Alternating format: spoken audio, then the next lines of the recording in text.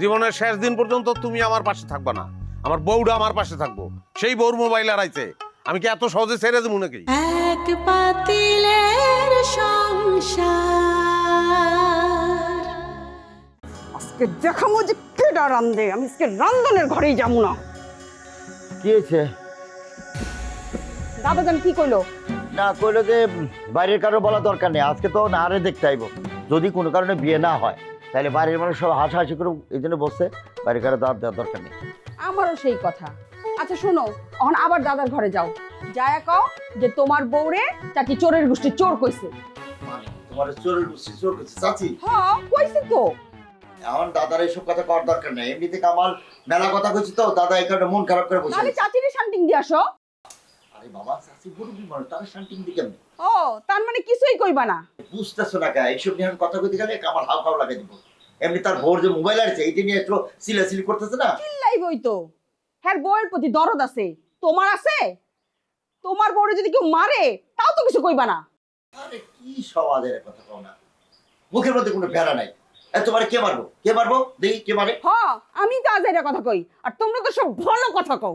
ইস রে, শোনো তুমি যেরকম করো, এই যে ব্যবহার আচার করো, তাতে ভালো কথা আসে?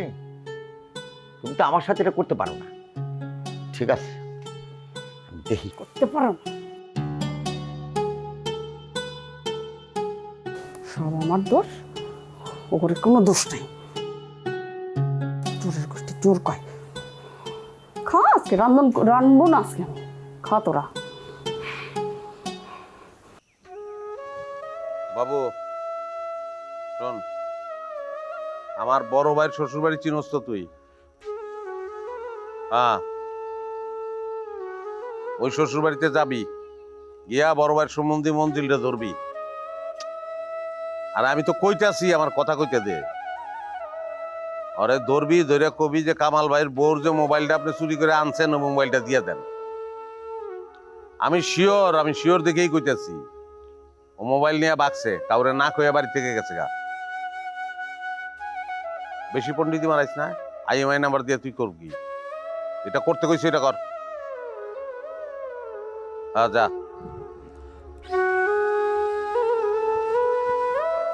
এই খাড়া,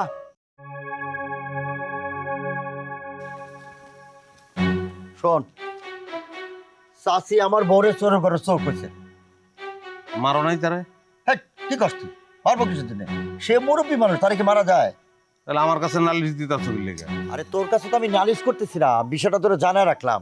আমারে জানানোর এত কিছু দরকার নাই, তুমি তোমার মন্দিরে আইতে কও। কি রাইতে কোনো আইতে না কইলে তোমার শ্বশুর বাড়িতে আমি কিন্তু লোক পাঠাবো। পাঠা, যারে পাঠাবি তারা নয়নপুর ফিরে আসা লাগবে না। এরা না আইলে আমার লেগে ভালো, আমি খুনের মামলা করবো কিন্তু। কি করছিস? এই সামান্য একটা ঘটনার জন্য তুই খুনের মামলা করবি? তুই না আমার মায়ের পেটের ভাই। হ্যাঁ তো কি হয়েছে? জীবনের শেষ দিন পর্যন্ত তুমি আমার পাশে থাকবা না, আমার বউটা আমার পাশে থাকবো। সেই বউর মোবাইল হারাইছে, আমি কি এত সহজে ছেড়ে দেবো নাকি?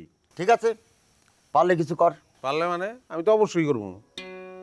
তোমার মন্দিরে আইতে কও, মোবাইল ফেরত দিতে কও, নাহলে কিন্তু চুরির মামলা করবো কিন্তু আমি অন্য নামে। ওরে বাবা, একটা দিন ওয়েট কর, আজকে নাহারে দেখতে আসবো। এর মধ্যে তুই এইসব ঝামেলা করিস না তো। তাহলে ফোন দাও, ফোন দিয়ে রাখো। ফোন দিয়ে কইবা মোবাইল যেন অন্য কোনো জায়গায় না বেচে, ব্যস্ত করলাম খবর আছে ওর। আচ্ছা ঠিক আছে, দিবনি, ফোন দিবনি। দাও এখনই দাও। ঠিক আছে।